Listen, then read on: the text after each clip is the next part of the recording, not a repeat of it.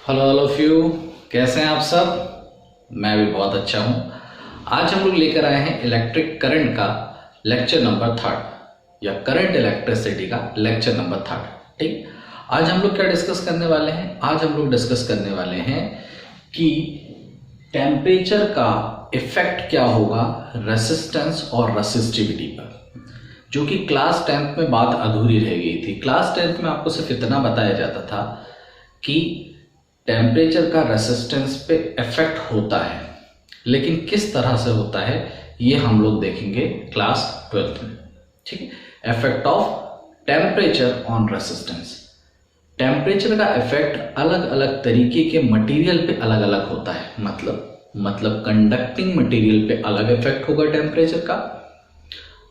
अगर हम बात करें सेमीकंडक्टर्स पे तो सेमीकंडक्टर्स पे अलग इफेक्ट होगा, और अगर हम बात करेंगे कुछ एलॉय की, हम कुछ एलॉय भी बनाते हैं तो उसका इफेक्ट भी अलग होगा। जैसे नाइक्रोम, जैसे कॉन्टेस्टेंट, जैसे टंगस्टन, इस तरीके के एलॉय भी हम लोग बनाते हैं, उस पर भी टेम्परेचर का इफेक्ट हम देखेंगे, ग्राफ बनाएंगे। और फिर हम लोग देखेंगे कार्बन रेसिस्टर। कार्बन रेसिस्टर के ऊपर कुछ रिंग बनाई होती हैं जो कलरफुल होती हैं। उस कलर का क्या मतलब है? क्या वो कलर डिजाइन के लिए बनाते हैं? नहीं, उसमें उस कलर की हेल्प से आप किसी भी रेसिस्टर की रेसिस्टिविटी या रेसिस्टेंस बता सकते हैं। तो वो भी हम लोग देखेंगे इसी लेक्चर में। तो yes, my name is Furqan Khan, welcome to my channel MV classes. तो कॉपी पेन निकालें और नोट लगाएं, effect of temperature on resistance and resistivity. Effect of temperature, effect of temperature, effect of temperature on resistance and resistivity। ठीक है, तो previous class में हम लोगों ने रेसिस्टेंस का एक फॉर्मूला बनाया था, आप लोगों को याद है, लेक्चर 2।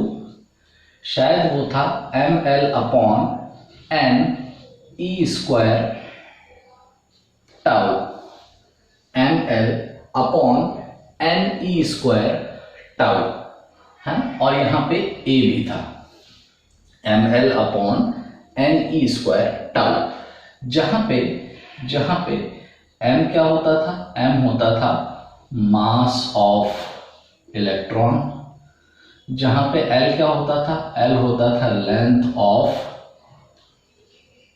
कंडक्टर, जो भी आपका वायर आप यूज कर रहे हैं।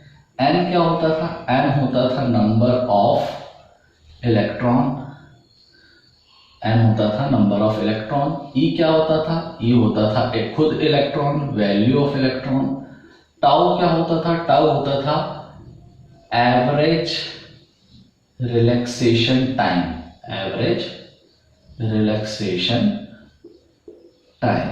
और ए क्या होता था? ए होता था एरिया ऑफ क्रॉस सेक्शन।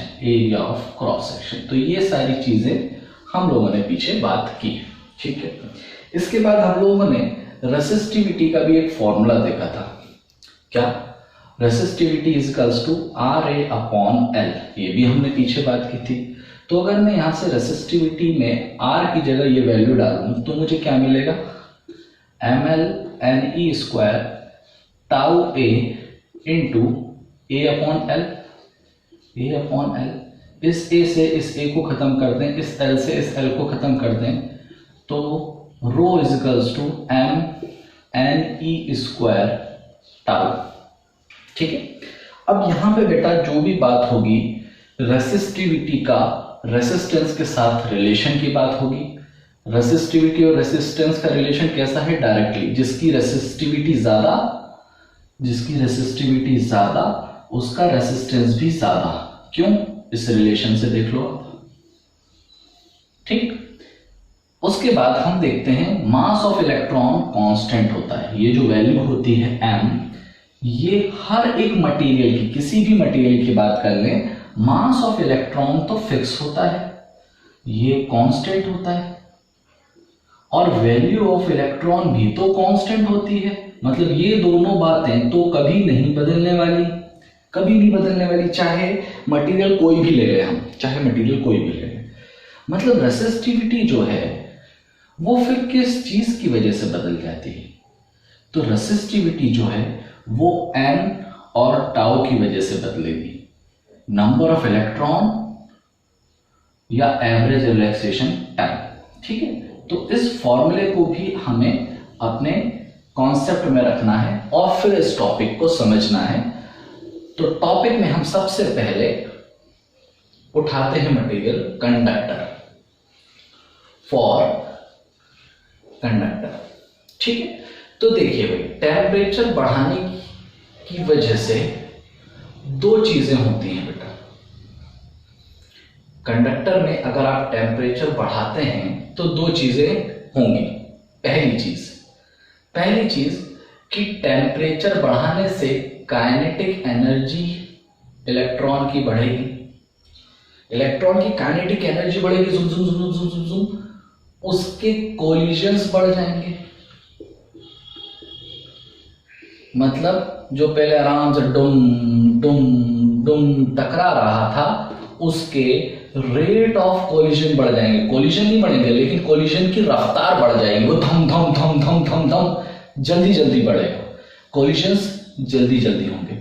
और जब कोलिजन जल्दी जल्दी होगा तो क्या एवरेज रिलैक्सेशन टाइम कम हो जाएगा? क्या जो रिलैक्स करने का टाइम उसे मिल रहा था क्या वो कम होगा? हाँ, एवरेज रिलैक्सेशन टाइम कम हो जाएगा। एवरेज रिलैक्सेशन टाइम के साथ रेसिस्टिविटी का रिलेशन देखिए कैसा है, उल्टा। अगर एवरेज रिलैक्सेशन टाइम कम हो रहा है तो क्या रेसिस्टिविटी बढ़ेगी? हाँ, और अगर रेसिस्टिविटी बढ़ेगी तो क्या रेसिस्टेंस भी बढ़ेगा? हाँ। तो पहला तो ये बात आपको ध्यान रखना है। दूसरी बात, टेम्परेचर बढ़ाने की वजह से आयोनाइजेशन एनर्जी बढ़ेगी।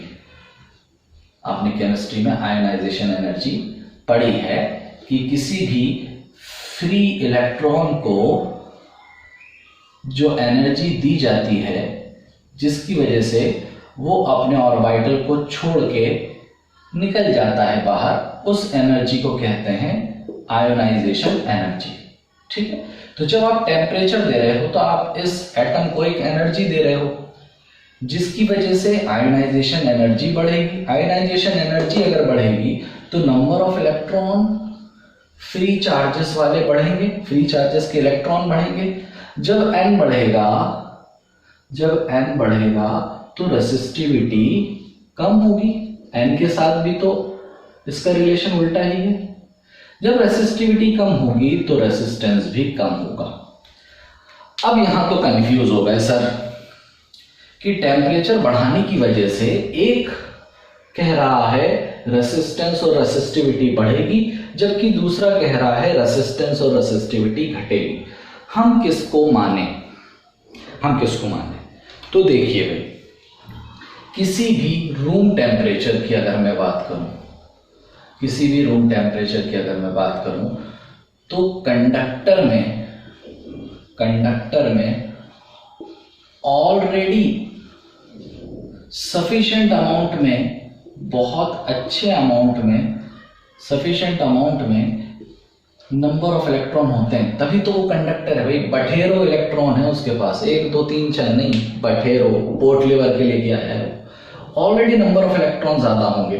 तो टेम्परेचर बढ़ाने की वजह से कितने इलेक्ट्रॉन और तुम उसको दे दोगे? एग्जाम्पल के तौर पे कि आपके पास ढेर सारी चॉकलेट्स हैं, ढेर सारी चॉकलेट्स, हाँ आपका बर्थडे था, आपके पास ढेर सारी चॉकलेट्स हैं, आप बांट रहे हो सबको। एक आया, मेरा बर्थडे है, मुझसे भी चॉकलेट ले लो, आपने उससे ले ली, एक और आया और ले ली।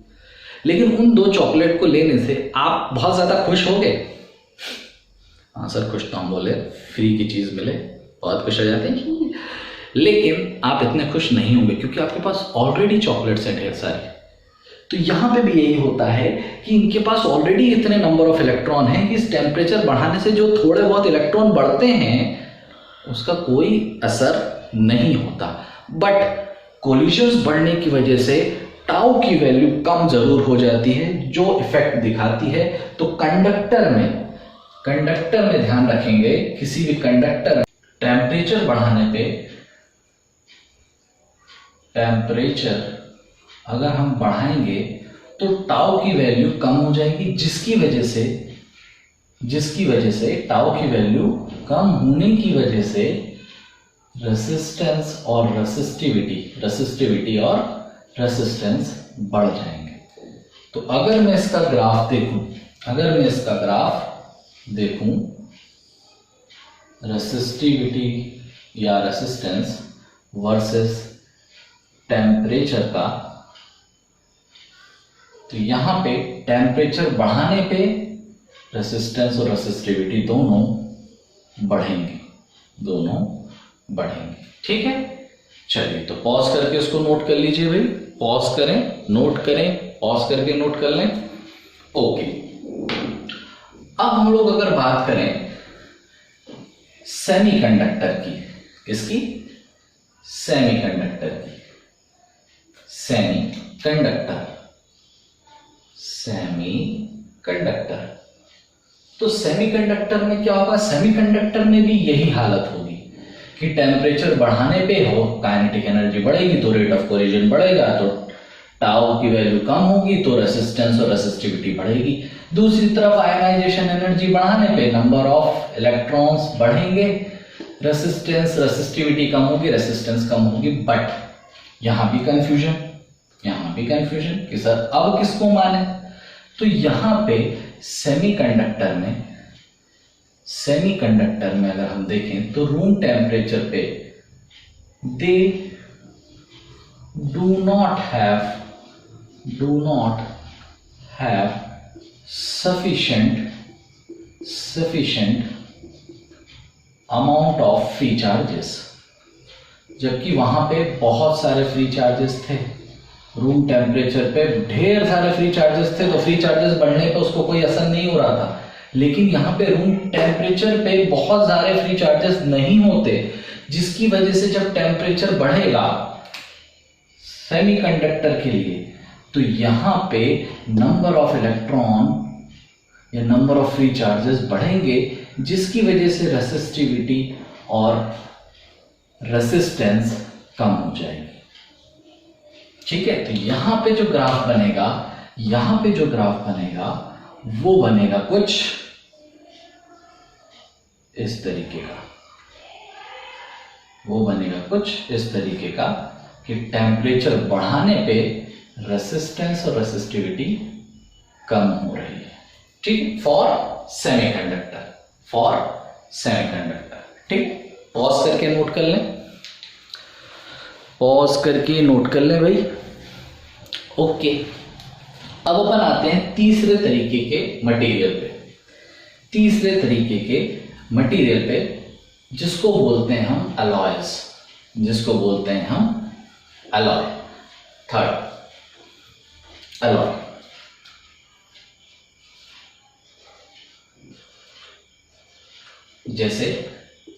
जैसे नाइक्रोम ले लो, जानबूझ के हम इसको बनाते हैं ऐसा कि इसकी रेसिस्टिविटी बहुत हो। जैसे टंगस्टन ले लो, जैसे मैग्नीन ले लो, मैग्नीन का वायर, कॉन्टस्टेन ले लो। ठीक है, इस तरीके के कुछ हम लोगों ने अलॉय बनाए हैं, और इस अलॉय का रेसिस्टिविटी बहुत ज्यादा होती है, जिसकी वजह से इसका रेसिस्टेंस बहुत ज्यादा होता है। जितने भी हीटिंग कॉइल्स होती है जनरली हम इन्हीं मटेरियलों का इस्तेमाल करते हैं वहां पे। तो यहां पे ये देखा गया कि टेम्परेचर बढ़ाने पे कोई इफेक्ट नहीं आया, जनरली ज्यादा असर देखने को नहीं मिला। तो यहां पे जो ग्राफ बनेगा वो कैसा बनेगा कि भाई रेसिस्टिविटी और resistance versus temperature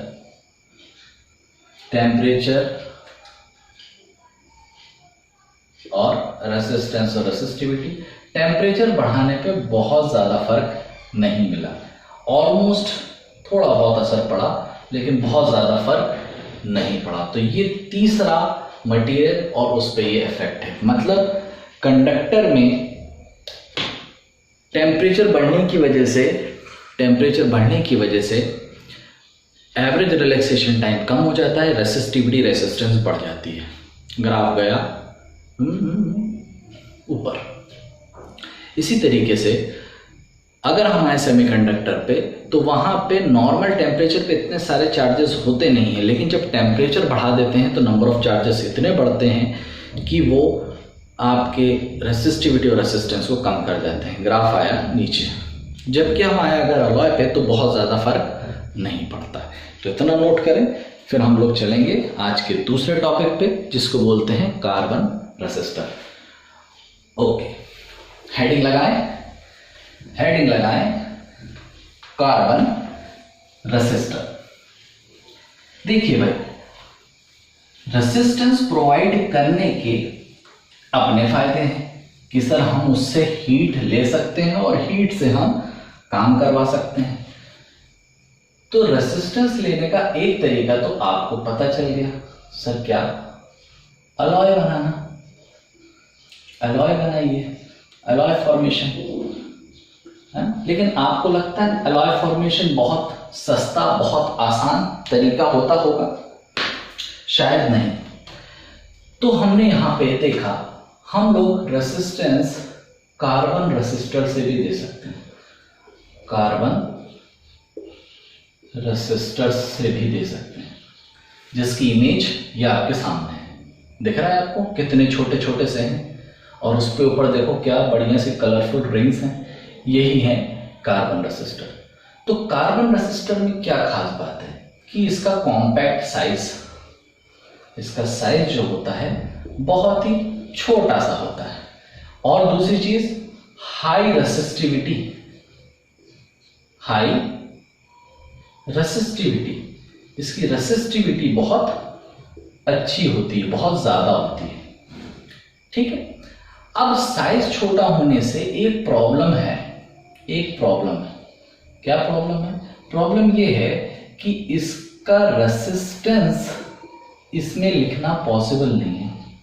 resistance are not written on it. कि भाई एक कार्बन रेसिस्टर लिया, उसी में लिख दिया कि भाई 10 ओम का है, तो उसमें लिख नहीं पाते हम। क्यों? क्योंकि साइज ही इतना छोटा है कि भाई क्या लिखें। तो फिर क्या करें? एक हल निकाला गया। कौन सा हल? खेत वाला? नहीं, एक सॉल्यूशन निकाला गया कि इसके ऊपर हम एक कलर्ड वाली रिंग बनाएंगे। ठीक है। आपके कोर्स में आपको 3 या 4 रिंग वाले कार्बन रेसिस्टर पढ़ने हैं। हो सकता है अभी आपने नेट पे सर्च करके 4 से ज्यादा रेसिस्टर भी देख लिए हों। 4 मतलब 4 से ज्यादा रिंग वाले, लेकिन आपके कोर्स में 4 या 3 देखने हैं, वही हम यहाँ पे डिस्कस करेंगे। तो अगर ये एक रेसिस्टर है और इस पे इस तरीके से रिंग बनी है, तो या तो 4 रिंग बनी होंगी या 3। ठीक है, इस तरह से रिंग बनी होंगी। ठीक। तो यहां हर एक कलर कुछ कहानी कह रहा है। हर एक कलर जो है वो कुछ इंफॉर्मेशन देगा आपको कि पहले 2 जो कलर होंगे ये आपको एक न्यूमेरिक वैल्यू देगा। अभी हम समझेंगे इसका क्या मतलब है। और तीसरा जो कलर होगा वो आपको देगा मल्टीप्लायर की इंफॉर्मेशन। और जो चौथा होगा ये आपको इंफॉर्मेशन देगा टॉलरेंस की। ठीक है। तो मेरे साथ ही आप लोग एक टेबल बनाइए। कौन सा टेबल? 2 का टेबल? नहीं sir, table of colour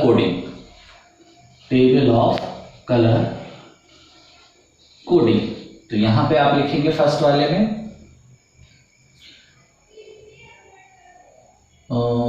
colour, और इसमें लिखेंगे न्यूमेरिक। कौन सा? फर्स्ट वाला, सेकंड वाला। और थर्ड में आप लिखेंगे मल्टीप्लायर।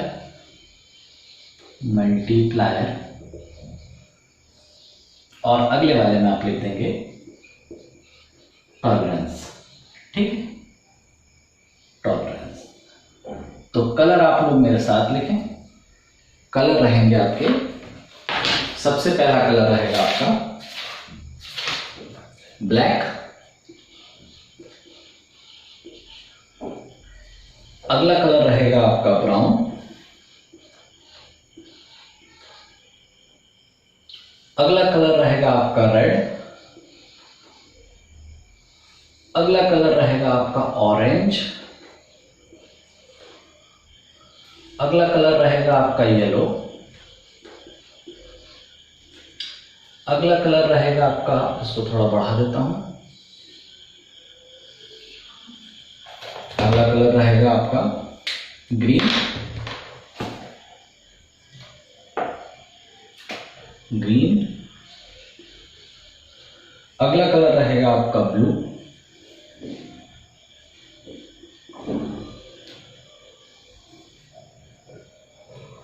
अगला कलर रहेगा आपका वायलेट, फिर रहेगा ग्रे, फिर रहेगा वाइट, फिर रहेगा वाइट। ठीक है, तो ये है आपके कलर और उसमें न्यूमेरिक की वैल्यू होगी 0, 1, 2, 3, 4, 5, 6, 7, 8, 9। मल्टीप्लायर की वैल्यू होगी 10 की पावर 0, 10 की पावर 1, 10 की पावर 2, 10 की पावर 3, 10 की पावर 4, 10 की पावर 5, 10 की पावर 6, 10 की पावर 7, 10 की पावर 8 एंड 10 की पावर 9। ठीक है, फिर आपको टॉलरेंस में 3 ही कलर देखने को मिलेंगे। एक आपको देखने को मिलेगा गोल्ड, एक आपको देखने को मिलेगा सिल्वर और एक आपको देखने को मिलेगा नो कलर, उसमें कलर ही नहीं होगा। ठीक है, तो गोल्ड का मतलब होगा ±5%, ±5%। सिल्वर का मतलब होगा ±10% और नो कलर का मतलब होगा ±20%। ठीक है, अब सर क्या मतलब है इस कलर कोडिंग का, तो आइए देखते हैं। मान लो आपको यही एक कार्बन रेसिस्टर दिया है और इसमें ये रिंग बनी हुई है और ये रिंग किस किस कलर की है, ये रिंग है रेड, ये रिंग है येलो,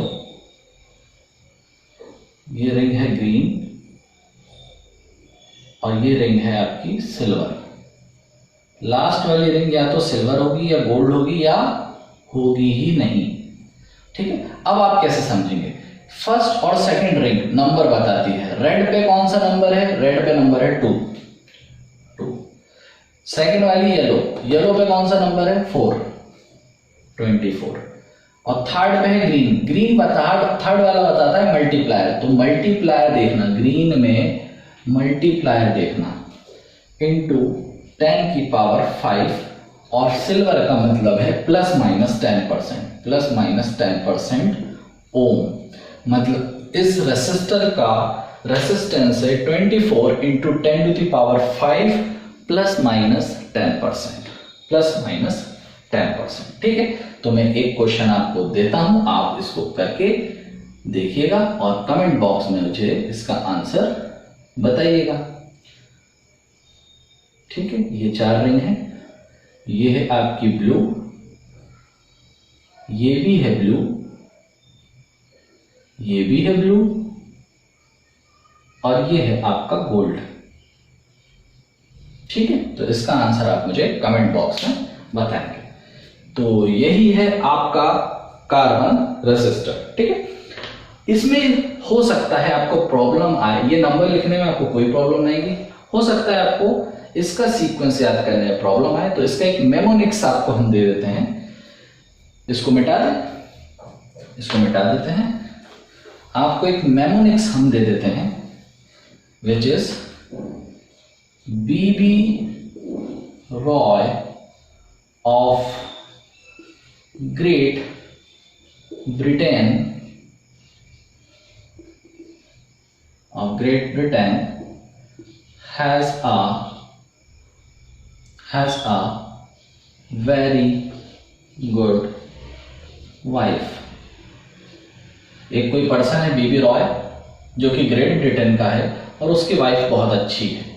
ठीक है, तो यहां देखेंगे तो बी से ब्लैक, बी से ब्राउन, आर से रेड, ओ से ऑरेंज, वाई से येलो, ग्रेट मतलब ग्रीन, ब्रिटेन मतलब ब्लू, वी वेरी का मतलब वायलेट, ग्रे का मतलब गुड और डब्ल्यू का मतलब वाइफ। एक मेमोनिक्स है याद रखने के लिए। ठीक है, चलिए तो यहां तक आप लोग अपना लेक्चर फिनिश करिए, रिवीजन करिए, पुराना पढ़ते रहिए। All the very best, thank you.